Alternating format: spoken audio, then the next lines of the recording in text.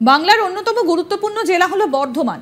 আর বর্ধমান বললে প্রথমেই চাষাবাদের কথা মাথায় আসে। মূলত ধান চাষের ওপরে নির্ভরশীল পূর্ব বর্ধমান জেলা। রাজ্যের শস্য ভাণ্ডার বলা হয় এই জেলাকে। ধান প্রধান ফসল। ধান ছাড়াও পাট, আলু, পেঁয়াজ প্রভৃতি চাষ করা হয়। জেলার দুটো লোকসভা কেন্দ্রের মধ্যে অন্যতম বর্ধমান পূর্ব। আর বর্ধমান পূর্বের কুর্সি তৃতীয়বারের জন্য ধরে রাখাই চ্যালেঞ্জ তৃণমূলের। জেলায় এবার ত্রিমুখী লড়াই হলেও বাম ভোট বড় ফ্যাক্টর। রাজ্যের শস্য ভাণ্ডার বলা হয় এই জেলাকে। সুনীল মণ্ডলের জেতা আসনে এবার ডক্টর শর্মিলা সরকারকে প্রার্থী করেছে তৃণমূল কংগ্রেস। বিজেপি প্রার্থী করেছে কবিয়াল বিধায়ক অসীম সরকারকে। সিপিএমের প্রার্থী নীরব খা। 2021 সালের বিধানসভা নির্বাচনে অবশ্য তৃণমূল কংগ্রেস সব আসনেই জিতে যায়, কিন্তু কোনো কোনো বিধানসভায় 2019 লোকসভার নিরিখে তৃণমূল কংগ্রেসের ভোট কমে যায়। রাজনৈতিক মহল বলছে মূল লড়াই তৃণমূল কংগ্রেস আর বিজেপির, তবে সিপিএমের ভোট বড় ফ্যাক্টর হিসেবেই কাজ করবে। পূর্ব বর্ধমান লোকসভা কেন্দ্রের মধ্যে রয়েছে রায়না, জামালপুর, কালনা, মেমারি, পূর্বস্থলী দক্ষিণ, পূর্বস্থলী উত্তর এবং কাটোয়া বিধানসভা। সবটাই কৃষি প্রধান। 2019 সালে যখন বিজেপির অনুকূলে হাওয়া ছিল, সেই সময়েও এই আসন তৃণমূল কংগ্রেস ধরে রাখে। তবে এবার এই কেন্দ্রে কোন দল এগিয়ে সেটা নিয়ে বলবো।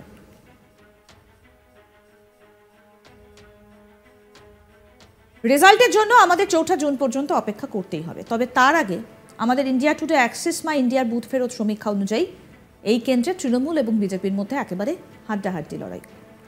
তার মধ্যে সম্ভাব্য জয় বিজেপির অসীম সরকারের দিকেই।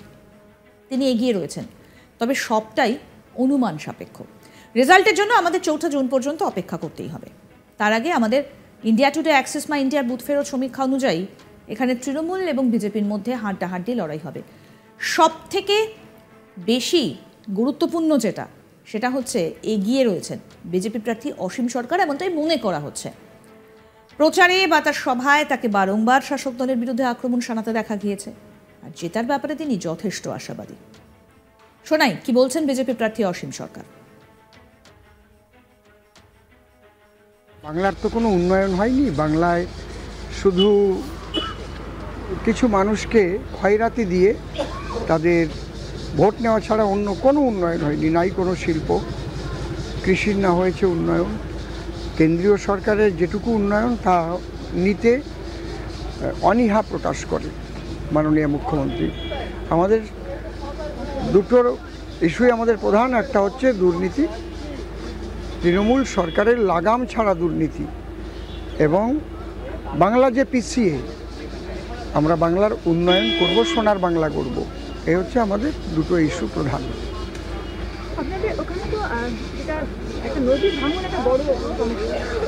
কিসের নদী?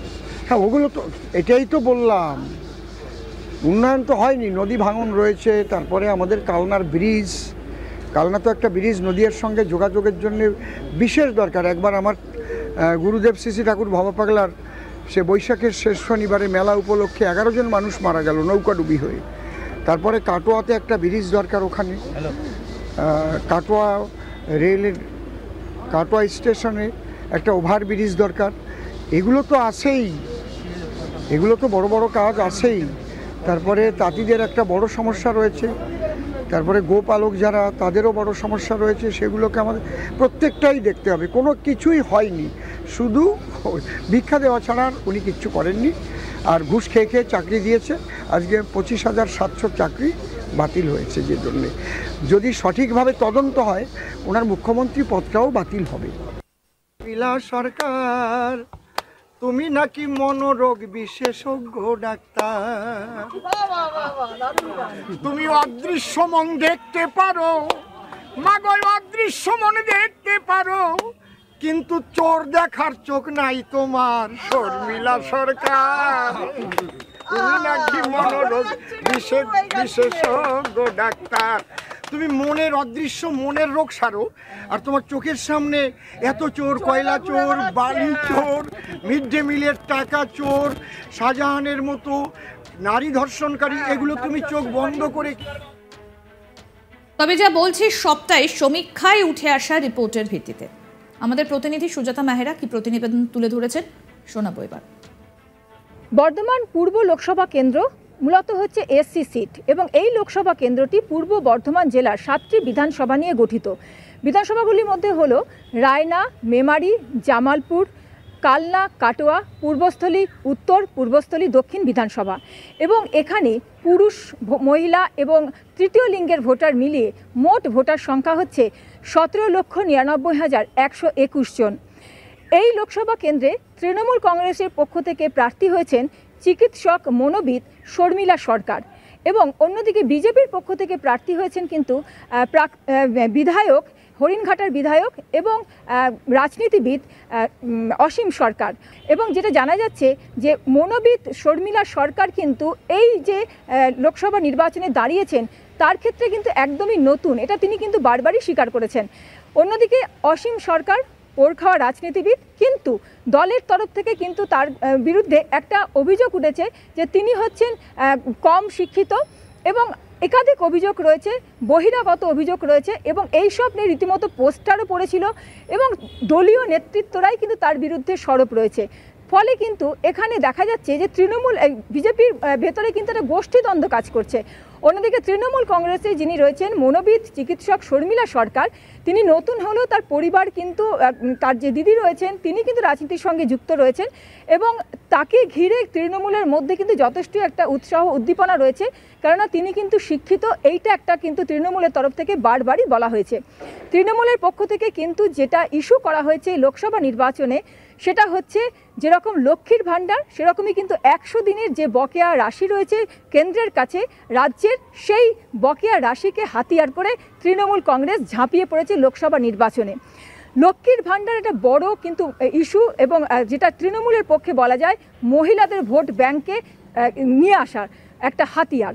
অন্যদিকে বিজেপির কাছে কিন্তু হাতিয়ার করা হয়েছে তৃণমূলের যেটা দুর্নীতি এবং রয়েছে যেটা বলা যায় যে এই লোকসভা কেন্দ্রে যেটা মতুয়া ভোট, সেই ভোট ব্যাংক কিন্তু বিজেপির কাছেই রয়েছে, এরকম একটা দাবি তোলা হয়েছে।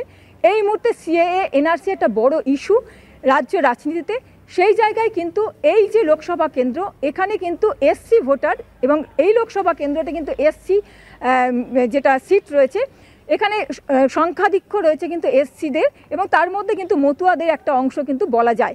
সেই দিক থেকে বিজেপি কিন্তু দাবি করছে এই লোকসভা কেন্দ্রে তারা কিন্তু জয়ী হবে, এটা তাদের দাবি রয়েছে। অন্যদিকে যিনি তৃণমূল কংগ্রেসের প্রার্থী রয়েছেন শর্মিলা সরকার, তার কাছে কিন্তু বলছেন যে এসসি ভোটার বা তাদের ক্ষেত্রে যে সিএএ ইস্যু, এনআরসি, এইটা কিন্তু কোনো প্রভাব ফেলবে না, বরঞ্চ এটা কিন্তু তৃণমূলের কাছেই থাকবে। কেননা দেখতে থাকুন আজ তাক বাংলার ইউটিউব চ্যানেল, সাবস্ক্রাইব করুন।